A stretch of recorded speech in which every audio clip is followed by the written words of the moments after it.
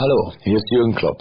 Man denkt ja immer, die verrücktesten Angebote kommen aus Madrid, Barcelona oder Manchester. Aber das Verrückteste derzeit, das kommt aus Rüsselsheim. Nennt sich Opel Flat.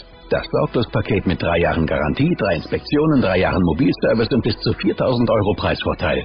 Die Opel Flat, jetzt für viele Opel-Modelle. Hello everyone, this is Chris. Hello everyone, this is Chris, and I'd like to welcome you to another conversation about your Kundalini Awakening experience. I'm a little late today because I just got off the freeway in Southern California, and I'm sitting in a beautiful Target parking lot with the wonderful Amelia Santara with me. Amelia, say hello. Hello, everybody. So in today's conversation, I would like to discuss the effects of chemical addiction, such as alcoholism or drug addiction, and how that can affect your Kundalini. But first, I would like to say thank you to Amelia Santara and her husband John and children, Jonathan and Emma, and extended family from the Kingdom of Kerry in Ireland. Thank you for sponsoring this program and allowing this information to come to so many. So thank you, Amelia. You're very welcome. I'd also like to thank Eileen Laurel for the many ways that she helps, and if anyone would like to see what Eileen's story is, she is on YouTube on the Chrism Zero Kundalini channel on YouTube, so feel free to visit there. Another place for you to receive some of this information is on the Kundalini Awakening Systems 1.com website, and that's the numeral 1. And then also at KundaliniAwakeningSeminars.com, you can reach, you can read a lot of the information there is pertinent to how we look at the Kundalini here. Some groups that you may wish to join would be on Facebook, Kundalini Awakening Systems 1 at Facebook groups, Kundalini Awakening ! On Facebook groups, and a Kundalini Ashram on Facebook groups, as well as on the Yahoo network. You can go to Kundalini Awakening Systems 1 at yahoogroups.com, as well as Kundalini Healing at yahoogroups.com. So thank you, everybody, for joining in. And I'm going to go ahead and begin this. And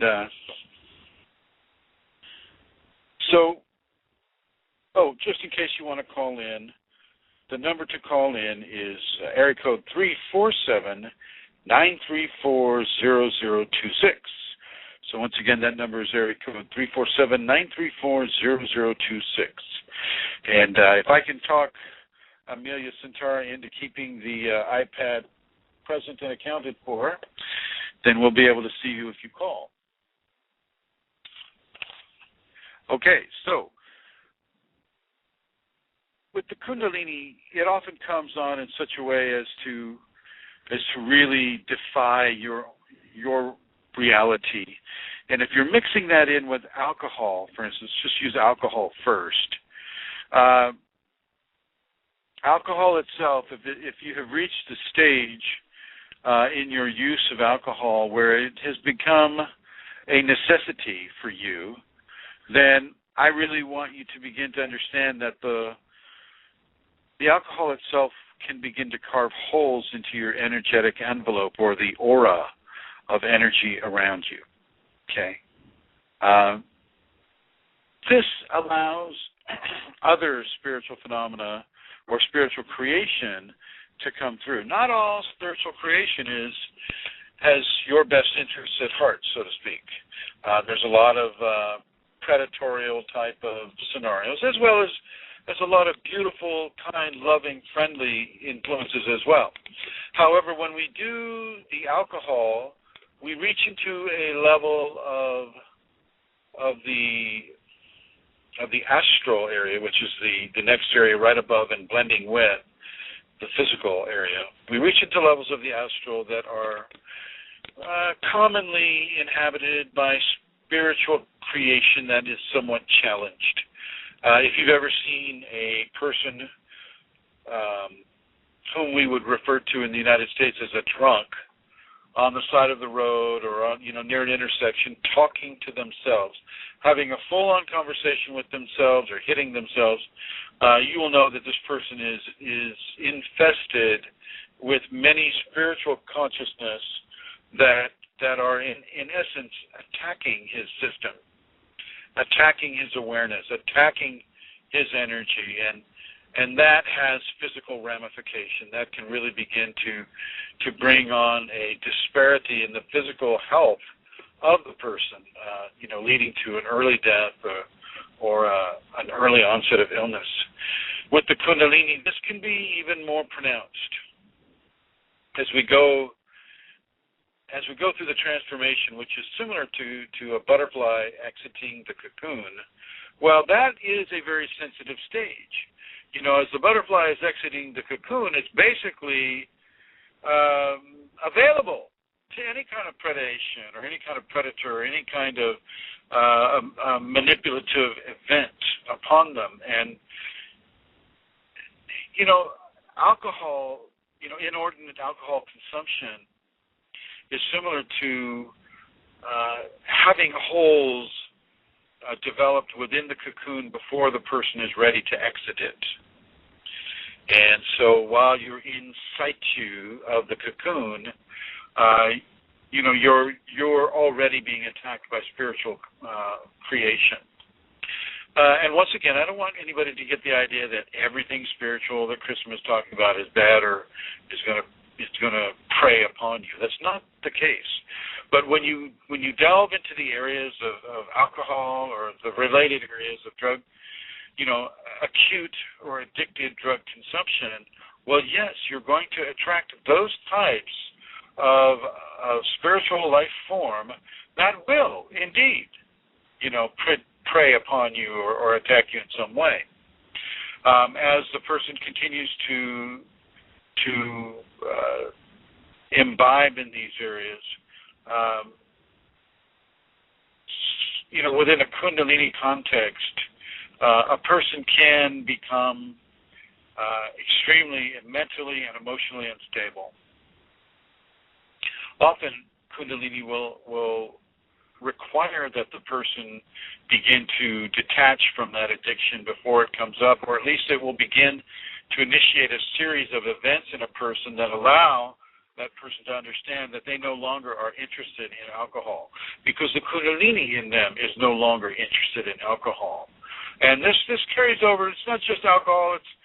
It's any form of sensate addiction that we use to give ourselves stimulation, whether it's joyful stimulation or sexual stimulation or inebriation-based stimulations. With alcohol, I classify alcohol as one of the worst ones because, number one, it's legal. And anybody can get it, basically, if they try hard enough to get it. Even the ones that are underage here in the United States, they can get the alcohol and they can begin to develop their addiction to that substance. And it's happening every day. It may not be happening to you, everyone who's listening right now and in the archives, and I want to welcome everyone to the archives. But it is happening every day. I mean, I'm sitting here in Southern California, May 1st, Southern California, Los Angeles, and it's happening all around me here. There's a school right across from me, and I'm sure that their social situation indicates that in order to be a real man or a real woman, you have to consume a certain level of alcoholic beverage, and have the results of that consumption. At first, it won't damage you so much. You'll be able to recover from it quickly. But as time goes on and as usage continues and is expanded, well, then that recovery period slows down and the energetic envelope begins to be damaged and then entered by other spiritual awareness. And so I just want you to know that. In the Kundalini context, a person can, as I mentioned before, be stimulated by the Kundalini awareness itself to stop the drinking, or as other spiritual consciousness come in contact with that individual, a psychic disaster can occur. And in that disaster, entities can infect the person, begin to control the person, begin to live that person's life that person has abdicated through the intentional addiction to alcoholism. Now, many of you who know my writings or know me personally know what I espouse. You know that I espouse Yogananda's ideologies and many of his teachings. Although he wasn't speaking directly to Kundalini people, he spoke very, very clearly on a number of issues.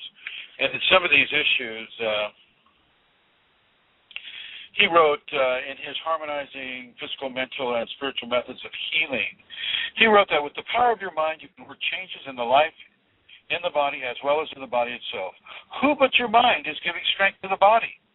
By healthful stimulation of the body, you can make the mind feel better. By stimulation of the life, you can make the mind and body feel better. They are all correlated. The physical affects the mental, and the mental affects the physical because they are interrelated. Therefore, you can affect the body through the mind or the mind through the body. Thus, many people think they have to drink in order to feel happy. Again, interrelation between the body and the mind. But 1,000 bottles of wine could not create the intoxicating joy that can be produced by just mind power and without the devastating side effects. So this is from Yogananda. Yogananda basically is echoing that with the power of the mind, just the mind, we're not even talking about the Kundalini, we're talking just the mind. A balance of the mind and the body can produce, wonderful results. Certainly the results that can help a person kick any kind of an addiction or having an addictive nature. So with the alcohol, because it is legal and easily partaken of all over the world, within a Kundalini context, I will suggest that you stop it completely. Stop it completely. And now if we move on to even some of the harder types of drugs, such as, say, methamphetamine. Methamphetamine is literally like injecting yourself with a corrosive acid. And yes, it speeds up your metabolism, and, you don't have to sleep for as long a period of time, and they call it crank, and they call it crystal meth, and they call it, all these different street names that I really don't know to mention. They snort it, they smoke it, they inject it. You really need to understand that this is not the way to go at all in any way, shape, or form. This is basically a slow-motion suicide that will age your body prematurely, that will bring upon yourself some extreme health toxicities. Do not, in any way, shape, or form, partake of these substances. It will not help you. It will only hurt you. The small time of having that high on you is eclipsed by the endless amount of time that the debilitating health effects will bring you. So really, really, really do not inject those white powders into your body. And if you have the Kundalini, if you awaken to the Kundalini through drug use, use that opportunity to break that addiction. Use that opportunity to break that addiction. And yes, you will be chased by demons. It's common. You will be chased by demons. And this is part of the way that the divine forces try to help you out of this scenario. Just like with the alcohol, and you get the delirium tremens, which is commonly referred to as the DDTs, and you have bugs covering you and just covering the body and just basically scaring people to pieces. This is another way that the divine comes into your life to help correct you away from the error of your ways. And with the Kundalini, this will come to you in real time. I mean waking time. periods. You won't have to be in an alcoholic stupor or within a recovery period. When a person is put in some sort of a situation where they're no longer able to have alcohol after being addicted to it for years, they can have the delirium tremens. Well, with the Kundalini person, it can just happen anyway. So really, really, do your best to steer yourself away. And if you believe in the divine, what Yogananda refers to as the mind is also referred to in my context with the Kundalini as the divine. If you really, really reach into the divine, your own divine, you can accomplish anything, especially with the amplified power of Kundalini behind it. You can fight any addiction. You can end it. You can end it in a day, in a nanosecond, with just a thought. You can end it and begin a resuscitation of the healing natures within your body, okay, amplified by the Kundalini. So getting back to the methamphetamine, do not do this.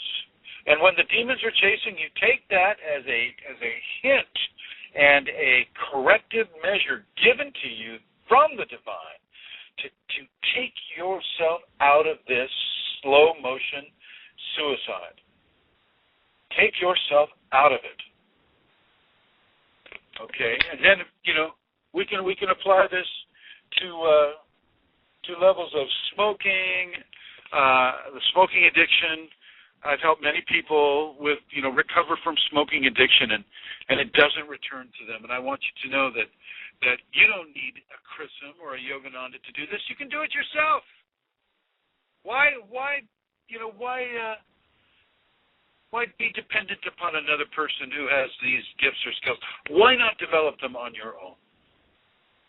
Let me ask you, Amelia, why not develop them on your own? Well, good question.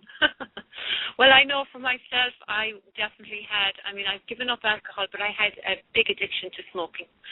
And while smoking isn't seen, by people in the same way as, say, the things that you've just spoken about, it is an addiction, and it can be given up. It can be completely given up in the way that you spoke of. And in terms of when my Kundalini came to me, smoking was to be given up. It was to be finished and done with, and that's kind of the way it occurred, really. It wasn't a big deal. It wasn't such an effort for me because suddenly there were other things I was to do instead of lighting a cigarette. I was to do other things, I was to surrender to the Kundalini, and therefore it really did not take great effort. And have you resumed smoking? No, never. Well, Amelia is a perfect example of how the Kundalini's transformation of an individual out of an addiction that is deleterious to their body is a permanent healing of that person's addiction.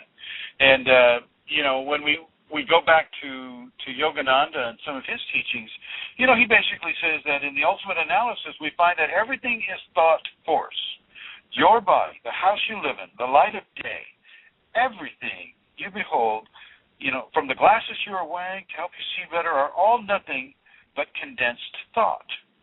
Suppose you fall asleep right now and dream you are walking in that garden and suddenly a snake darts out and bites you on the leg. You suffer great fear and terrible pain. You're taken to a doctor who gives you the antidote, and gradually you feel all right. There is no more pain. Now, what happened? What happened in that dreamland? You enjoyed the beautiful garden. You experienced fair pain. You appreciated the sense of well-being after being treated by medicine. Yet all of these experiences were nothing but the fruits of thought in your dream. When you awaken, you say, oh my goodness, there is no bite on my leg. There was no medicine. What happened to me? It was nothing but a dream. In the dreamland, the snake, the bite, the pain, the garden, the medicine all seem so real. In order to cure that dream bite, you had to take some dream medicine. But in the dreamland, what was the difference between the bite, the pain, the medicine, and the garden? Nothing. They were only different thoughts. But your imagination gave them strength, that when you were bitten by a dream snake, you felt the dream pain. And when you took the dream medicine, you felt the dream relief from that pain. Well, with the Kundalini, the dream becomes real. See, that's the big difference between a lot of what Yogananda is writing about, what I'm writing about, is that, Kundalini brings the dream life into a real-time experience that has definite effect upon the physical life. So with you being a Kundalini-aware individual, you really need to distance yourself from substances that will give you a very hurtful experience within a waking vision state, which would be a dream life that has become awakened for you. Okay, so with the methamphetamine, this is one of the worst things you can do. It is illegal, thank God. It is illegal, and yet people are going to continue to do it because people continue to make it. Once again, with certain members of the population, karmically they want to experience this degradation. They don't know why, but they have this drive, this inside drive to experience a horrible and painful life into death from these substances. And so, of course, I'm not going to deprive those people of their karmic desire to do that. I am talking with you, Kundalini people.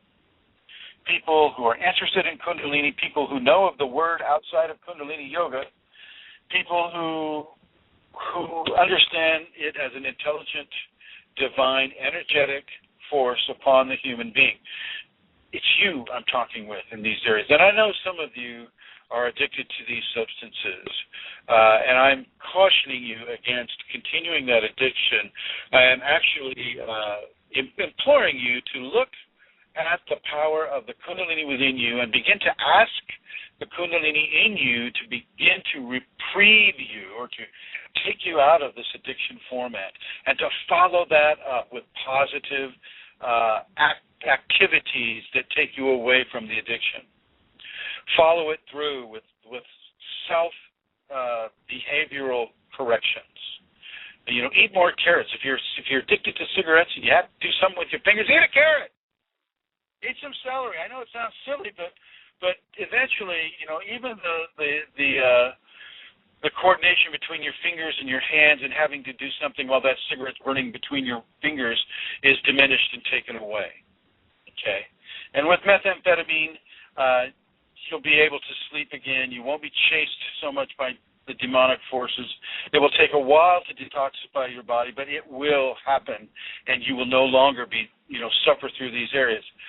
Let's move on to some of the drugs that are based in hallucinogenics. A lot of people, they want to achieve a form of furthering their Kundalini, and they don't want to do it through meditation. They don't want to do it through stilling the mind. They don't want to do it through right action or behavioral modification.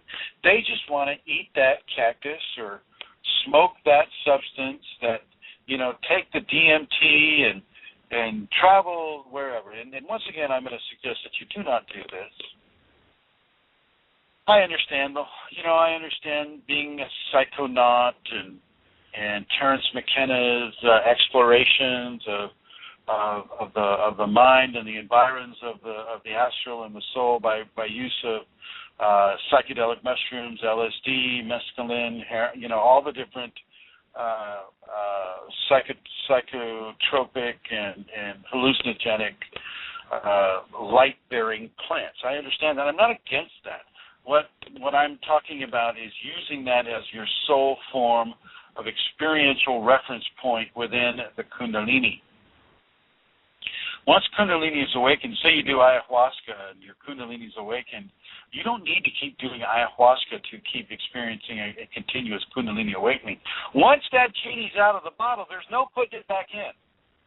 And revisiting the key that opened that door isn't going to help you. Okay, it's going to addict you, and you become addicted to the euphoria that can often come with the ayahuasca.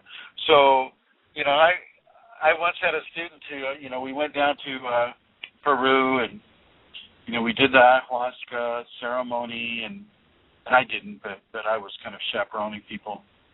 And he had the most amazingly beautiful experience, singing and laughing and chortling and chuckling, and just a very beautiful experience. He didn't do any of the purging that often happens with the ayahuasca, and although another friend did, but his experience was so good that all he wanted to do was replicate it after that, and he chased the replication for the rest of the time we were down there, and it kind of, I think it took a bit of his beautiful experience away, because you experience something that is beyond belief, and all of a sudden it's believable, and you want to keep going back there. And even to this day, he still is searching for that connection. And he's dependent upon outside to inside forces rather than inside to outside forces. Okay? And it develops that kind of a psychological addiction that you can't do it yourself through your own meditation, through your own prayers, through your own spiritual practice, but you must have some sort of a chemical or plant helper to get you there. And I'm saying that is absolutely not true. My Kundalini awakened without any kind of a plant helper. And Amelia, can you tell me about yours? Yes, mine in the same way. It had no help. It just awakened spontaneously. Oh, looks like we have a caller. Go ahead and come online, everybody. Hi, you. Caller? You say something. Hi. Who's this? It's Liz. Liz. Hello, Liz. Hey, everybody, this is Liz. And Liz is going to be putting on the Boston Kundalini Awakening Seminar. And so I invite everybody on the East Coast to get a hold of Liz. And I have her posted on the Kundalini Awakening Systems One group on Yahoo. And I also have her posted on the Facebook Kundalini Awakening Systems. Can you hear me, Liz? All right? Yes. Liz, is there something you want to tell the people about the event that you're organizing? You can tell them. You want me to tell them? Okay, all right. So this is happening October 19th and 20th, right, Liz? Yes. This is happening October 19th and 20th, and I will be discussing pretty much everything I've discussed in all 17 or 18 of these radio programs, plus we'll be doing a Shaktipat for those who wish to receive an ignition of their Kundalini at the base of their spine. I want everybody to listen to Liz as she gives her email out. Go ahead, Liz. LZHAO6@comcast.net. Okay, so that's LZHAO,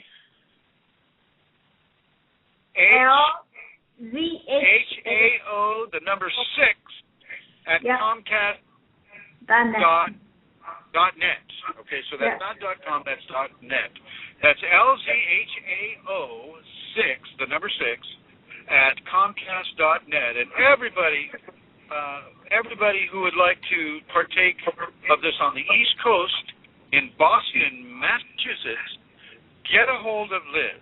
She is ready and she is waiting there, and I'm very much looking forward to meeting everyone there, as is Amelia, who will be flying out from Ireland for this event. So please put this on your calendar, put this on your schedule, give Liz an email, and let's have a meeting on October 19th and 20th, 2013 in Boston, Massachusetts. Are you there, Liz? Yes. Now, Liz, I'll be contacting you off radio once I finish this section. Okay? That's great. Thank you, my dear. And go ahead and continue listening. Yeah, I am. Okay. That was Liz Zhao, and she is a wonderful, wonderful organizer.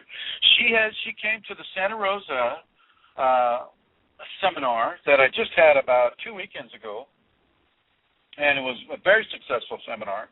And I would also like to thank everybody who attended that. seminar, and the organizers, Amelia and Eileen, for bringing that to life, and Barbara Berry as well. So thank you, everyone, for that excellent seminar, and I do look forward to having another one October 19th and 20th, 2013 in Boston, Massachusetts. And please contact Liz, whose email is lzhau, the number 6, at comcast.net. And as we move forward into our conversation, I would like to talk with you. I talked to you a bit about the hallucinogens and how they become an addiction that is based upon your being able to visit these areas without, by use of the magic mushroom, by use of the LSD, or by use of the DMT, otherwise known as dimethyltryptamine, and by use of, San Pedro or any of these things. Now, I'm not against an occasional usage of these things, especially if you're outside of the United States. I cannot support their usage inside the United States because they're illegal here. So don't use them inside the U.S. They're illegal. They're illegal inside the U.S. Go outside the U.S. and use them there. Occasional usage is not a big deal. You just don't turn it into an addiction. You don't turn it into an instant success. Therefore, this is all I do to get to the spiritual places.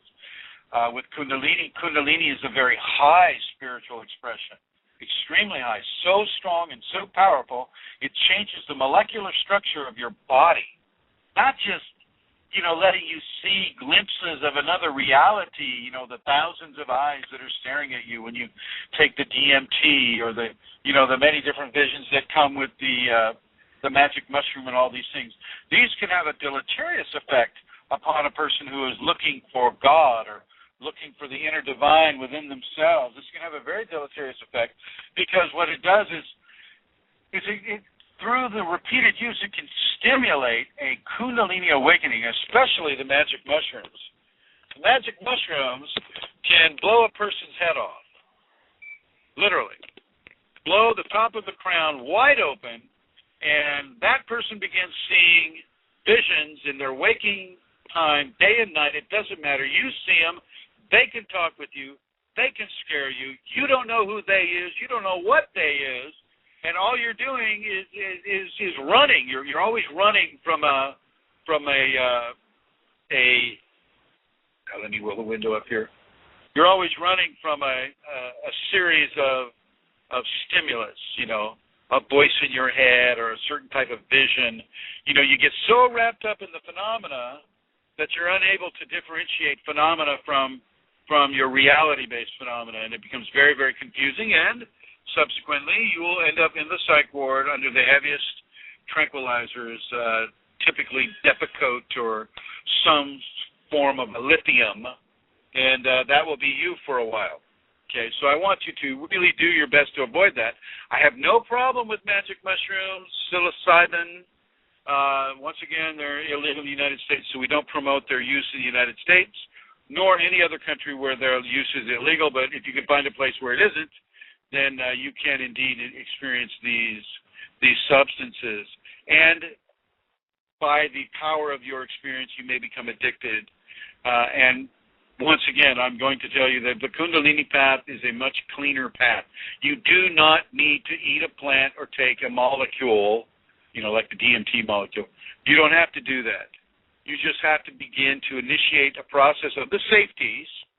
And if you go to Kundalini Awakening Systems, the #1.com, and look at the left-hand menu, you'll see the safeties titled there. It's called the safeties. Click on that, read that, copy that out, and begin to practice those techniques, especially the forgiveness. Especially the forgiveness. Begin to forgive everyone in your life. And then begin to tolerate the difficult people in your life, the difficult situations that come your way. And then begin to really understand that the power of the divine is within you, and it's at the base of your spine. And as you do, each of the 5 Tibetans, you're pulling a micro-awakening amount of the Kundalini up through your first chakra, second chakra, third chakra, fourth chakra, and fifth chakra. It is a blessed practice.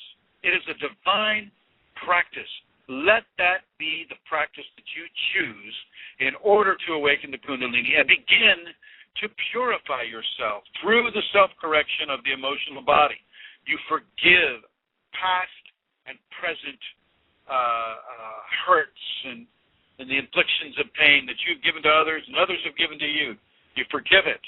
You tolerate the difficult people in your life, the difficult situations. You become extremely honest. You become extremely kind. You practice ahimsa, which is not causing harm to anything. Okay? You do the pranayama, which brings in more energy into the body and begins to strengthen the body through the pranayama and the increased prana accumulation within the body. Okay?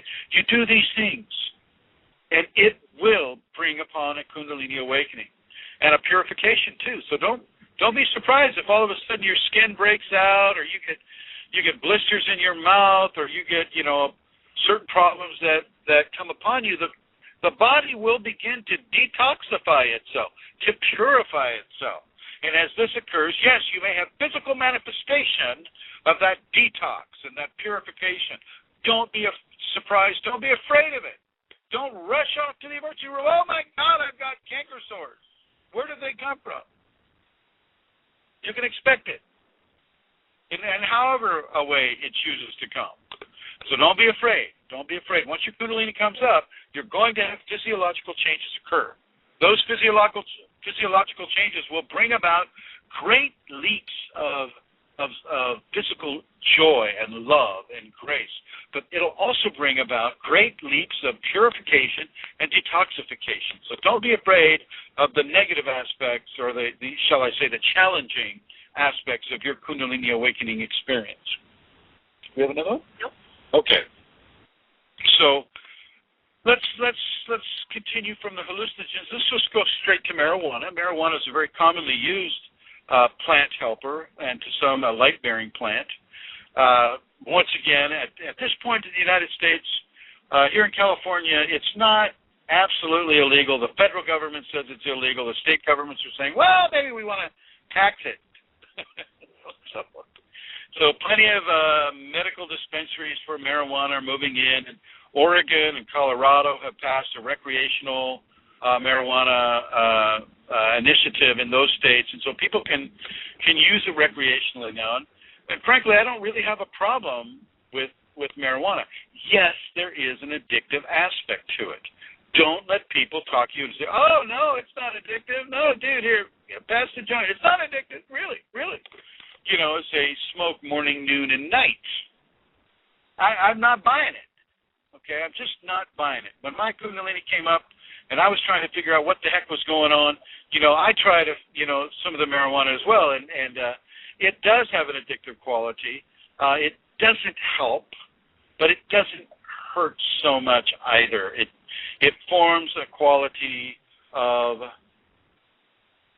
you burn out your crown, so I can't recommend it. Repeated usage begins to burn out aspects of the seventh chakra, which is the divine connection. The divine connection exists at the top of the head where the fontanelle comes out, and this is, you've heard perhaps of the 1,000-petaled lotus that is the seventh chakra, if you follow any of the Hindu writings, teachings. The crown chakra, if you look at it from a Christian aspect, the crown, the crowning glory, your direct communicative link from the physical and energetic aspects of your being to that of the divine force. And so absolutely do not burn out those areas. My gosh, don't do that. If you want to partake of those, of the marijuana, fine, do it once or twice a year, if that. But don't do it every day, morning, noon, and night. And don't think that because it doesn't give you irreparable harm, that harm isn't happening on an energetic level. Sure, your lungs are bringing, typically they're not filtered, and so you're bringing in tars, you're bringing in ash into your lungs, and your lungs are being damaged. So the alveoli in the lungs are being damaged. The top of the head, the crown chakra is being damaged. The fifth chakra is being damaged. Okay? If you have to take it, eat it. Don't smoke it. And if you have to take it at all, always do it so, within a sacred, ceremonial, spiritually honest, and love-based practice. Do not do it just because it's fun, just because it makes you feel good. That forms the addiction, you see? That forms the addiction.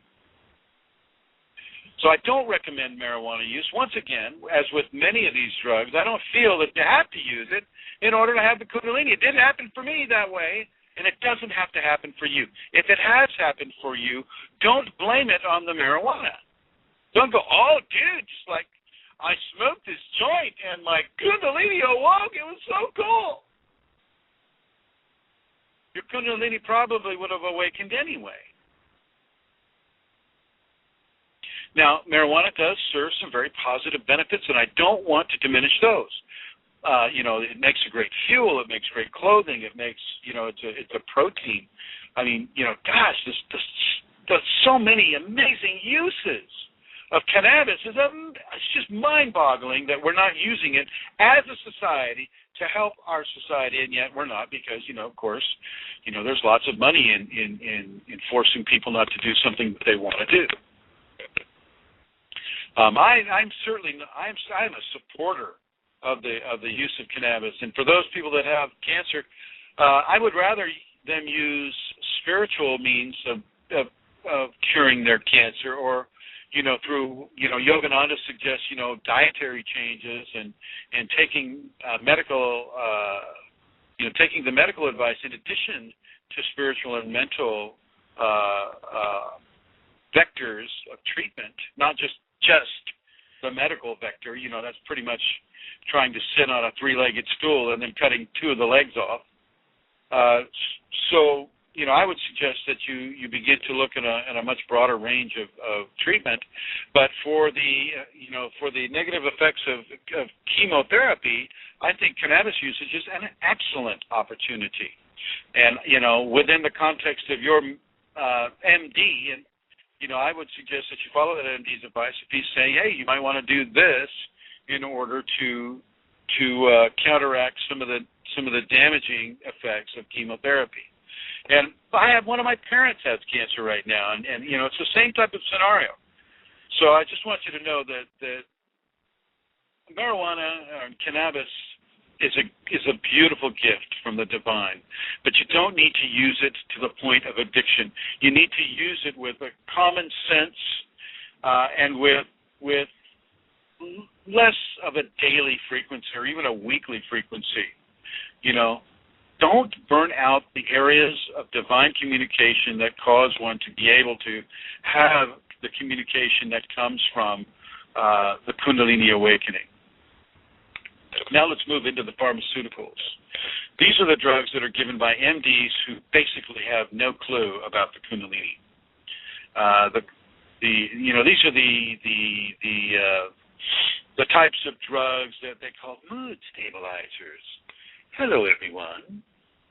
I'm going to stabilize your mood now. How does that feel? Yes. These are Prozac-based SSRIs, and they are negatively connotated in Kundalini awakening energetic physiology. If your MD is prescribing a mood stabilizer, you might want to question that, pull back that, make sure it's not an SSRI, and see how it impacts your Kundalini. A lot of you may be having Kundalini as a problem, maybe having Kundalini syndrome, and because of the effect of the Kundalini syndrome, you have you put yourself into a psychiatric hospital and they're giving you Depakote and lithium and a whole cocktail of other drugs just to see what happens. And because it doesn't kill you, therefore it must be successful. I want you to, as you're able, hopefully, eventually able to get out of that hospital context, bring yourself into an understanding of the Kundalini, and then take yourself off of those drugs. Those drugs, you are in charge of your medical condition. You are in charge of what you put into your body, not some MD that wants to kind of see what happens when you add this to your system. You can say, I don't want to take this anymore, and so I encourage you to take charge of your medical life and refuse certain things that do not cohabitate well with your Kundalini. SSRIs typically do not cohabitate well with a person's Kundalini, and so you want to look at that and have a conversation with your MD, your medical practitioner, and discuss maybe another alternative. I am not an MD, so I will not give you any kind of medical advice whatsoever, but if it were my cat Lasha, I would definitely follow the protocols that I've just explained. Okay, with Lasha, I can do these things. She's a calico cat, and she definitely has an interesting energetic activity going on with her. So with the pharmaceuticals, do not take the pretty purple pill. If you have an allergy, do not reach for the pills every time you have a problem. We were just at the Yogananda ashram in Encinitas, California, and we picked up some of his literature. I've been there a few times, and he has some extremely helpful advice with regards to keeping the body healthy. So, for instance, if you have a cold, don't drink a hot drink. Do not drink a hot drink. Neither should you drink an extremely cold drink. If you're going to drink anything, drink it at room temperature. If you're going to have a cold, the first thing you need to do is, if you feel it in your nose first, you want to stop it from getting into your throat, because there are the three vectors of a cold. It's in the nasal passages, in the throat, and then into the lungs. Okay. So you need to stop it in the nose, and the advice that you want to follow is starve a cold and feed a fever. So go on a 24-hour fast. Go on a 24-hour fast and kick that cold first. That's what you do. You can do a fast. I would suggest that many, many, many of you listening to this will be able to do a fast, a 24-hour fast. Okay, and I know a lot of very beneficial things can happen from the effects of being on a fast. And we're not talking about weight loss. We're just talking about kicking the body's immune system into a higher gear. And with that, also the detoxification effects of your awakened Kundalini can also come into play here. If you have a lot of toxins that the Kundalini hasn't released from you yet because it's doing it slowly, well, then you can suffer from some of these colds or flus or whatever. Or if you're living in a city and constantly, receiving more toxicity just from the fact that you're living in a city surrounded by dust that is composed of asphalt and diesel cinders and nitrogen oxides and carbon monoxides and all the various disease vectors that come from being in condensed artificial human housing areas. I mean, you're constantly in a state of toxifying as your Kundalini is detoxifying, and so a different level of stability is being processed here. Kundalini's letting it go, you're bringing it in. Kundalini's letting it go, you're bringing it in. Okay. Looks like I might be running out of time here. I'm looking at the iPad does a really interesting thing with the studio, the Blog Talk studio. So I'm going to go ahead and begin to wrap it up for you folks.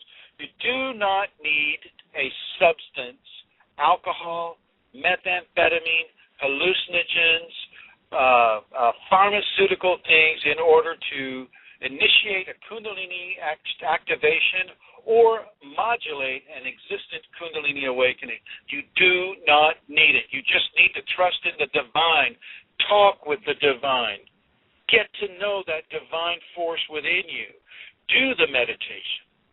Do the stillness meditation. Not a walking meditation, not a driving meditation, which of course I like to do, but a stillness meditation.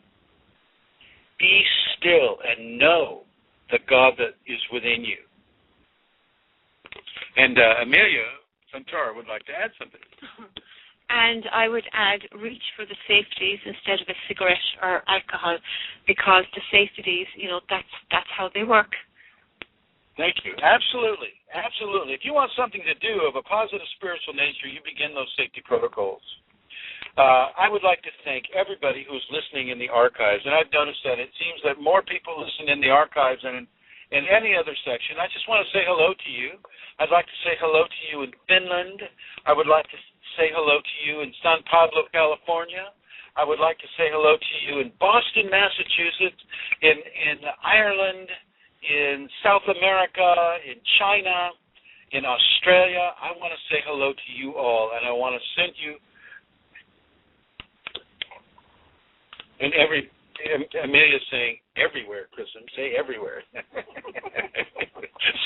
So I will take her advice. I'll say, I would like to say thank you to everyone everywhere who is listening to this broadcast, and hopefully it is helping you in some way. If you have any questions, you can give me an email at KFIREFORALL, that's KFIRE4all@yahoo.com, or KundaliniMatters@gmail.com. So there you have it, folks. Thanks for tuning in, and we'll talk with you with another conversation in your Kundalini Awakening experience next week. Thanks. Bye. Hallo, hier ist Jürgen Klopp. Man denkt ja immer, die verrücktesten Angebote kommen aus Madrid, Barcelona oder Manchester. Aber das Verrückteste derzeit, das kommt aus Rüsselsheim. Nennt sich Opel Flat. Das Sorglospaket mit 3 Jahren Garantie, 3 Inspektionen, 3 Jahren Mobilservice und bis zu 4.000 € Preisvorteil. Die Opel Flat, jetzt für viele Opel-Modelle.